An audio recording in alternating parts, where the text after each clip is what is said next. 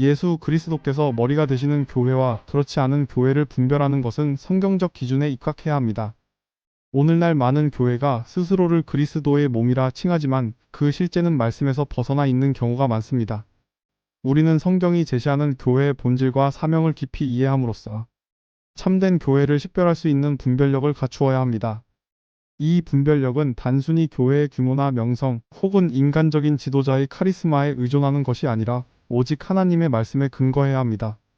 사도행전 2장 42절은 초대 교회의 모습을 생생하게 기록하고 있습니다. 그들이 사도의 가르침을 받아 서로 교제하고 떡을 떼며 오로지 기도하기를 힘쓰니라. 이 짧은 구절은 교회의 존재 목적과 그 본질을 아우르는 네 가지 핵심적인 요소를 명확히 제시합니다. 첫째, 사도의 가르침을 받음, 즉 하나님의 말씀에 대한 절대적인 순종과 충실함입니다. 예수 그리스도는 교회의 유일한 머리이시며 그분의 말씀은 교회의 모든 신앙과 행위의 유일한 권위입니다. 말씀 위에 굳건히 세워지지 않거나 말씀의 가르침에서 벗어나는 교회는 진정으로 그리스도를 머리로 인정하고 있다고 볼 수 없습니다. 교회의 전통이나 인간적인 교리가 말씀보다 우선시될 때 그 교회는 이미 본질에서 이탈하기 시작하는 것입니다. 둘째, 서로 교제함입니다. 이는 성도 간의 깊은 사랑과 섬김 그리고 진정한 연합을 의미합니다. 참된 교회는 개개인의 신앙 공동체를 넘어선 그리스도 안에서의 한 몸됨을 경험하는 공동체입니다. 서로의 필요를 채우고 기쁨을 나누며 아픔을 함께하는 진실한 공동체가 형성되어야 합니다. 형식적인 만남이나 피상적인 관계만을 유지하는 공동체는 참된 교제의 의미를 상실한 것입니다.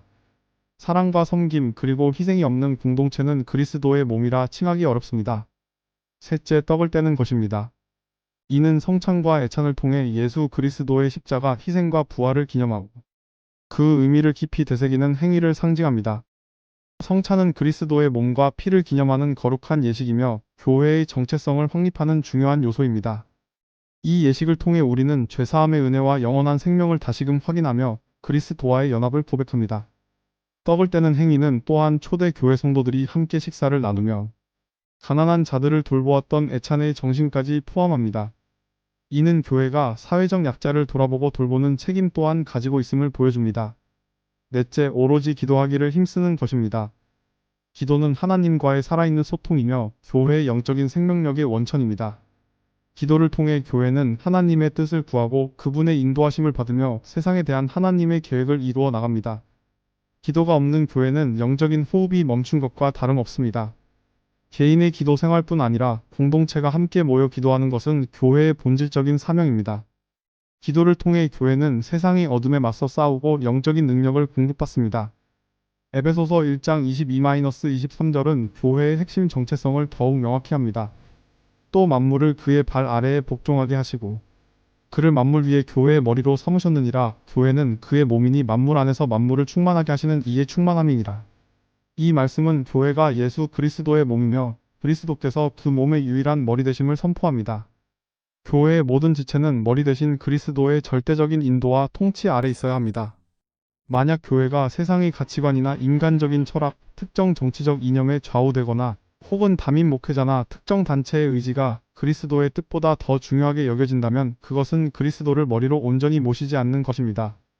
교회의 모든 결정과 방향, 즉 예배의 형식, 사역의 내용, 재정의 사용 등 모든 것이 오직 그리스도의 뜻과 말씀에 따라 이루어져야 합니다. 골로새서 1장 18절도 교회의 머리 대신 그리스도의 권위를 다시 한번 강조합니다. 그는 몸인 교회의 머리시라. 그가 근본이시요 죽은 자들 가운데서 먼저 나신 이시니 이는 친히 만물의 으뜸이 되려 하심이요. 그리스도께서 교회의 머리이시며 모든 만물 위에 으뜸이 되십니다. 교회의 모든 영광과 존귀는 오직 그리스도께만 돌려져야 합니다. 교회가 인간적인 지도자를 우상화하거나 특정 인물의 성공이나 업적을 찬양하며 세상적인 명예나 물질적인 번영을 궁극적인 목표로 삼는다면 이는 그리스도를 으뜸으로 삼지 않는 행위입니다. 진정한 교회는 겸손하게 그리스도만을 높이며 그분의 영광을 드러내는 데 모든 노력을 기울입니다. 이러한 성경적 기준에 비추어 볼 때 오늘날 많은 교회의 현실은 심각한 자기 반성을 요구합니다. 2025년 종교 탄압 사례는 전 세계적으로 교회가 직면한 도전과 시련을 극명하게 보여주며 동시에 참된 교회의 모습이 어떠해야 하는지에 대한 깊은 통찰을 제공합니다. 중국에서는 미등록 가정교회에 대한 대규모 단속이 벌어지고 있습니다. 이는 지난 40년간 가장 광범위하고 체계적인 종교 탄압으로 평가되며 시흥 교회를 비롯한 가정교회 목회자와 신도들이 무차별적으로 체포되고 있습니다. 심지어 성경 읽기 및 가족 간의 서신, 교환조차 금지되는 등 기본적인 종교의 자유가 심각하게 억압받고 있습니다. 중국 정부는 종교를 당이 통제체제 안으로 완벽하게 편입시키려는 정책을 강화하며 인터넷 정보 불법 이용이라는 모호한 혐의를 적용하여 종교인들을 탄압하고 있습니다. 미얀마에서는 군부 쿠데타 이후 지속되는 혼란 속에서 기독교인들이 계속되는 내전의 한가운데 놓여 있습니다. 군부는 교회를 반군 은신처로 의심하여 공격하고 무고한 목회자와 교인들을 구금하며 기독교 우세 지역에 무차별적인 공격을 가하고 있습니다. 이는 생존 자체가 위협받는 극심한 박해입니다. 예멘에서는 내전과 후티 반군의 영향력 확대로 인해 기독교 가정교회가 더 이상 모일 수 없게 되었고 신앙 때문에 당국에 구금되는 사례도 빈번하게 발생하고 있습니다. 이주 기독교인들은 개인적으로 예배를 드릴 수는 있지만 내전으로 인한 극심한 혼란 때문에 수년간 제대로 된 예배를 드리지 못하고 있습니다. 나이지리아에서는 풀라니족 무장 세력과 지하디스트 단체의 폭력이 기승을 부리며 기독교인들이 주요 표적이 되고 있습니다. 이들은 마을을 습격하고 교회를 파괴하며 수많은 기독교인을 학살하고 있습니다. 키르기스스탄과 카자흐스탄 등 중앙아시아 지역에서도 종교 자유 제한이 심화되면서 기독교인 박해가 급격히 증가하고 있습니다. 돌투척, 예배 습격 등 교회에 대한 폭력 사례가 끊이지 않고 보고되고 있습니다. 수단에서는 내전 격화로 기독교인에 대한 폭력과 탄압이 가중되고 있으며 기독교인 살해, 성폭행, 기독교인 가정과 기업에 대한 조직적인 공격이 증가하는 추세입니다. 모잠비크에서는 정부가 추진 중인 종교 규제 법안이 유독 기독교 단체에만 불합리한 제약을 가하고 있으며 극단주의 이슬람 무장 단체에 의해 기독교인들이 살해되는 등 폭력이 전례 없이 확산되고 있습니다. 소말리아, 아프가니스탄, 북한 등 일부 국가에서는 성경을 읽거나 소유하는 것이 극히 어렵습니다. 특히 소말리아는 샤리아 법에 따라 성경 관련 행위가 불법으로 규정되어 있어 발각시 사형에 처해질 수도 있습니다. 이러한 혹독한 박해 속에서도 믿음을 굳건히 지키며 예수 그리스도를 머리로 인정하는 교회들은 참된 교회의 본질을 온몸으로 보여줍니다. 그들은 고난과 죽음의 위협 속에서도 말씀을 붙들고 비밀리에 모여 서로를 격려하며 기도를 멈추지 않습니다. 비록 세상에서는 약하고 미약해 보일지라도 그리스도께서 친히 그들의 머리가 되시기에 어떤 세상의 권세나 어둠의 세력도 그들을 무너뜨릴 수 없습니다. 마태복음 16장 18절에서 예수님은 분명히 약속하셨습니다.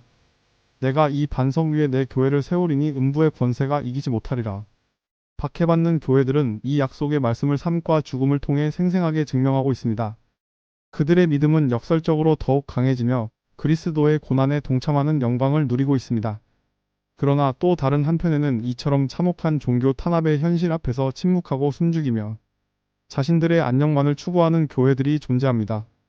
그들은 외부의 위협이나 고통받는 형제 자매들의 절규에 대해 적극적으로 목소리를 내지 않으며 국제적인 연대나 실질적인 도움의 손길을 내미는 데 주저합니다.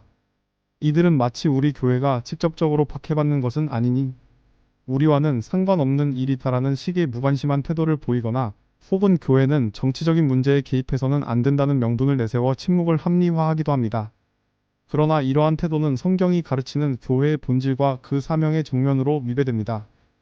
고린도전서 12장 26절은 교회가 그리스도의 한 몸임을 강조하며 이렇게 말씀합니다. 만일 한 지체가 고통을 받으면 모든 지체도 함께 고통을 받고 한 지체가 영광을 얻으면 모든 지체도 함께 즐거워하느니라. 교회는 그리스도를 머리로 하는 유기적인 한 몸이며 지구상의 어떤 곳에 있든지 한 지체가 고통받는다면 모든 지체가 함께 고통받는 것이 마땅합니다. 박해받는 교회를 외면하고 그들의 고통에 무관심한 것은 그리스도의 몸을 외면하는 것과 다름없습니다. 이는 예수 그리스도를 머리로 온전히 인정하지 않는 교회의 모습일 수 있습니다. 머리 대신 그리스도의 마음은 고통받는 모든 지체들을 향한 깊은 연민과 사랑, 그리고 적극적인 돌봄으로 가득하기 때문입니다. 이러한 교회들은 외적인 번영과 안락함만을 추구하며 진정한 영적 성숙과 사회적 책임을 등한시합니다. 이러한 침묵하는 교회들은 종종 외형적인 성장과 교세 확장, 혹은 세상적인 성공과 물질적인 번영에만 모든 초점을 맞추는 경향이 있습니다. 그들은 성경 말씀이 가르치는 고난과 희생, 그리고 자기 부인의 길을 외면하고 쉽고 편안한 신앙생활만을 강조합니다. 인기 영합적인 메시지나 인간적인 위로에 집중하며 복음의 핵심인 회개와 십자가의 도를 희석시키기도 합니다. 디모데후서 4장 3-4절은 이러한 현상에 대해 강력하게 경고합니다. 때가 이르리니 사람이 바른 교훈을 받지 아니하며 귀가 가려워서 자기의 사욕을 따를 스승을 많이 두고 또 그 귀를 진리에서 돌이켜 허탄한 이야기를 따르리라. 이러한 교회들은 세상의 눈치를 보며 진리의 말씀을 담대하게 선포하기보다 사람들의 비위를 맞추거나 시대의 흐름에 영합하는 데 급급합니다. 그들은 그리스도의 절대적인 권위를 온전히 인정하기보다 인간의 생각과 욕망, 세상의 유행을 더 우선시하며 교회의 본질을 왜곡하고 있습니다. 예수 그리스도께서 진정으로 머리가 되시는 교회는 세상의 칭찬이나 비판에 쉽게 흔들리지 않습니다. 오직 하나님의 말씀에 굳건히 순종하며 어떠한 상황 속에서도 진리를 수호하고 고난받는 자들과 적극적으로 연대합니다.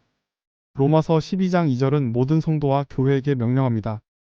너희는 이 세대를 본받지 말고 오직 마음을 새롭게 함으로 변화를 받아 하나님의 선하시고 기뻐하시고 온전하신 뜻이 무엇인지 분별하도록 하라. 참된 교회는 세상의 가치관이나 풍조를 따르지 않고 오직 하나님의 선하시고 기뻐하시고 온전하신 뜻을 분별하여 그 뜻대로 행하는 공동체입니다. 박해받는 교회를 외면하고 침묵하는 것은 이 세대의 안일함과 자기중심적인 가치관에 순응하는 것이며 이는 곧 하나님의 뜻을 외면하는 행위입니다. 이러한 침묵은 결국 교회의 영적인 권위를 약화시키고 세상 속에서 빛과 소금의 역할을 감당하지 못하게 만듭니다. 궁극적으로 예수 그리스도를 진정으로 머리로 모시는 교회는 말씀 위에 굳게 서서 순수한 진리를 담대하게 선포하며 고난받는 형제 자매들과 깊이 연대하고 그들의 아픔을 함께 나눕니다. 이러한 교회는 외적인 박해 속에서도 더욱 견고해지며 그리스도의 사랑을 온전히 실천합니다. 반면 그렇지 않은 교회는 세상의 기준과 인간적인 안락함에 맞춰 움직이며 박해받는 지체들을 외면하고 침묵하는 경향이 있습니다. 우리는 성경적 기준을 통해 참된 교회를 분별해야 할 중대한 책임이 있습니다. 그리고 모든 교회가 그리스도께 온전히 순종하며 그분의 몸으로서 세상 속에서 빛과 소금의 사명을 다하기를 간절히 소망합니다.